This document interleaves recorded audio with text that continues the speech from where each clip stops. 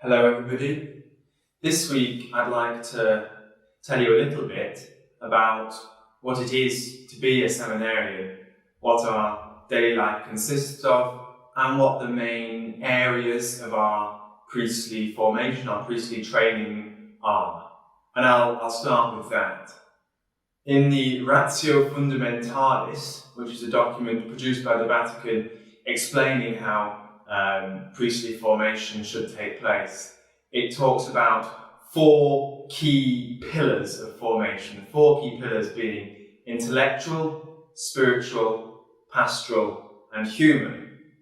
Each of those being one of the pillars of formation. So I'll just say a little bit about each of them.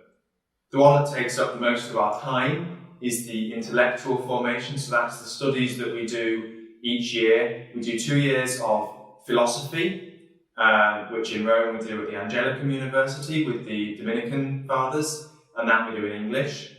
And then after that we do a 3-year theology degree, normally at the Gregorian University, taught in Italian with the Jesuits, members of the Jesuit order.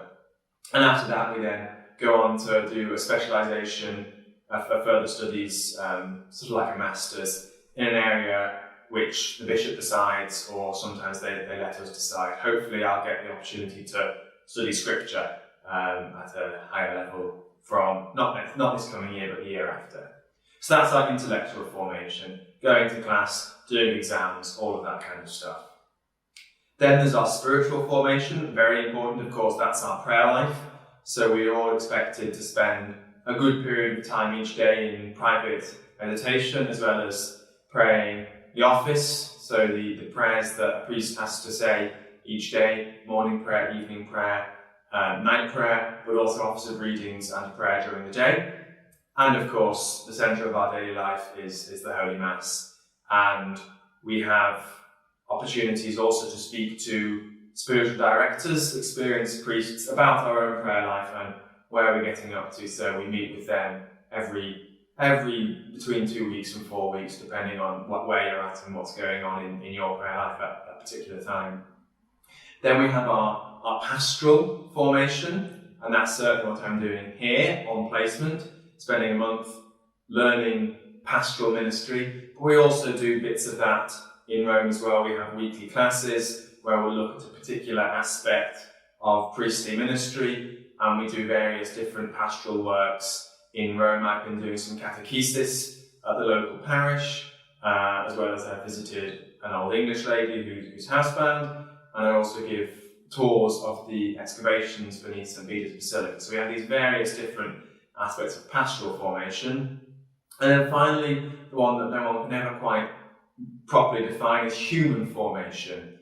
And that's about making us understand ourselves, and understand our weaknesses, our strengths, and how best we can become the best person, the best priest that we're able to. And so we have regular meetings with a psychologist or psychiatrist or whatever, some professional in this area, about us identifying our strengths and our weaknesses and how we can work through those and work past them.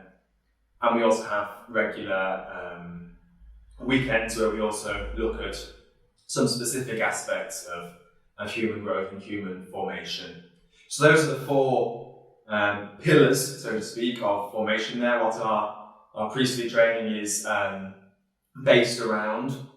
And so how does that transpire into daily life? Well, seminary is ruled by the bell. We have a bell that rings every 15 minutes during the day, and that tells us often where we're supposed to be and what we're supposed to be doing.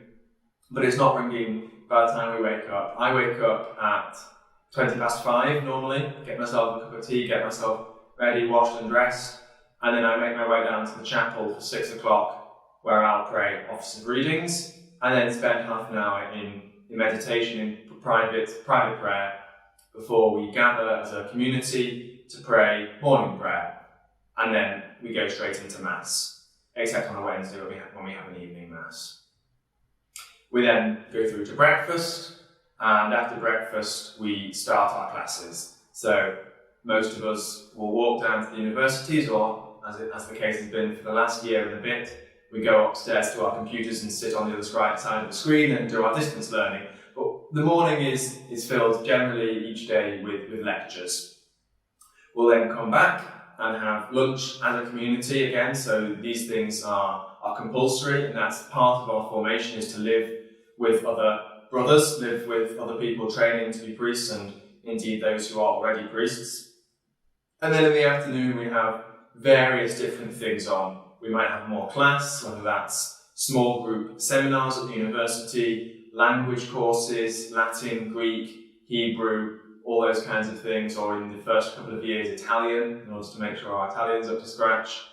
But also we might have our meetings with our human development person, with our spiritual director, we might have a pastoral class, or we might be taking the opportunity to do some private study, reading, writing essays, all those kinds of things. That's what tends to fill the afternoon. And then we gather again as a community at 7:15 in the evening, and we pray evening prayer together, and then we're free. We can either go in and eat in the refectory, or we can go and sample one of the many pizza places out in Rome. And then I tend to be in bed by 10 o'clock if I possibly can, because getting up at 5:20 really does mean that I need to get in bed nice and early. But so that's just a day, a standard day in the English college. Saturday's our day off. It's very important for priests to have a day off, and therefore it's important for seminarians to have a day off. And so we do that, and then on the Sunday, of course, we gather together as a community and celebrate the day of the resurrection with a high mass, as well as some evening prayer. So that's just a very, very brief introduction to what the life of a seminarian is and what the aims of our formation are. Those 4 pillars, those 4 aims of formation: intellectual, spiritual, pastoral and human. So I hope that's been an interesting little introduction to you. I'm sure if you get a chance to grab me before I go, then I can explain any of that again, or explain it in more detail if anyone is interested. But I'm here for another week and a bit, so please do keep saying hello to me. It's been brilliant to be welcomed so generously into this parish, and may God bless you all.